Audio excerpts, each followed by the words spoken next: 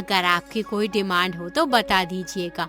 बेटी की खुशी के लिए हमसे जो हो सकेगा हम कर देंगे।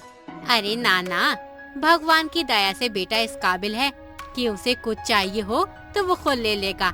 आप अपनी बेटी दे रहे हैं, इससे बढ़कर और क्या होगा। और इस तरह से माधव की जिंदगी की नई शुरुआत होती है। माधव पढ़ा लिखा एक सॉफ्टवेयर कंपनी का मैनेजर था।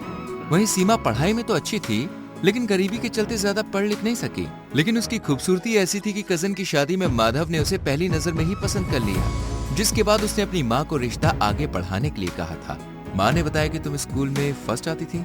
हाँ, कॉलेज की फीस ही इतनी थी कि पापा ने कहा करनी तो शादी ही है, फिर पैसे शादी के लिए जोड़ना ज्यादा सही रहेगा।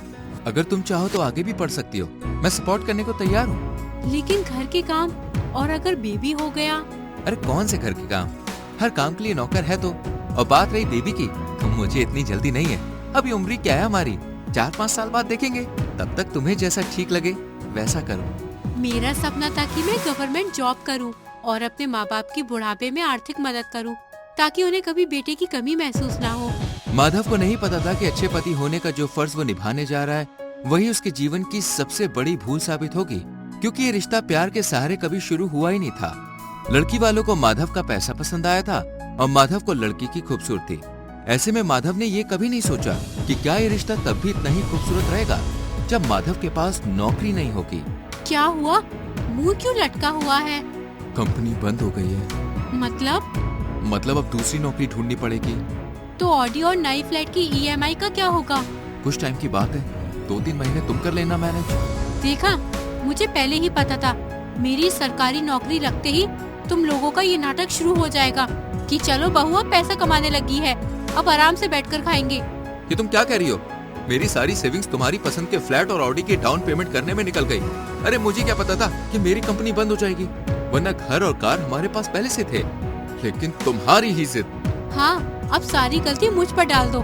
कह दो मेरी कंपनी भी तुम्हारी वजह से बंद हुई है। अभी मैं झगड़े के मूड में नहीं हूँ, प्लीज। कुछ हफ्तों बाद। नौकर कहाँ गए? मैंने हटा दिया है, मेरी नौकरी लगते ही दोबारा रख लेंगे। ऑलरेडी तुम ईएमआई और घर का खर्चा उठा रही हो, तो और कितना बर्डन डालता अपनी प्यारी बीवी पर। बात रही घर के कामों की, तो माँ पहले भी संभाल लेती थी, अब भी संभाल लेंगी। प्यारी प्यारी कहकर अब रानी से नौकरानी बना देना, ठीक है? पहले नौकरी करवाई, ये कहकर कि तुम्हें जो करना है करो, जैसा करना है करो, हमें तुमसे 1 रुपया नहीं चाहिए। फिर खुद घर में बैठ गए और अब नौकर भी हटा दिए। तुम इतना गुस्सा क्यों करती हो? मैं जानता हूँ बैंकों में ग्राहक जान खा जाते हैं, इसका मतलब ये थोड़ी ना कि तुम घर आकर हमसे अपना बदला पूरा करो। समय बीत रहा था और माधव एक के बाद एक इंटरव्यू में फेल हो रहा था, क्योंकि पूरे आईटी सेक्टर में मंदी का दौर था। लेकिन जब माधव की माँ बीमार पड़ी तो, सुनो, माँ के लिए 1 कप चाय बना दो, मेडिसिन देनी है, तो कुछ खा पी लेंगे। बस हो गया ना शुरू रानी से नौकरानी का सफर। आज तक तुम लोग अपनी एक बात पर भी कायम नहीं रहे हो, कोई एक बात।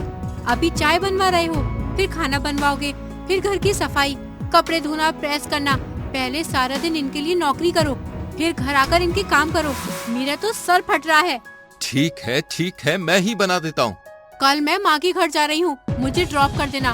लेकिन माँ के पास कोई नहीं होगा। ठीक है, रहो अपनी माँ के पास। कार की ईएमआई भर सकती हूँ तो उसे चला भी सकती हूँ। अगले दिन सीमा अपने माँ बाप के घर चली जाती है और उसी फ्लैट में शिफ्ट होते हैं जो सीमा ने नया लिया था।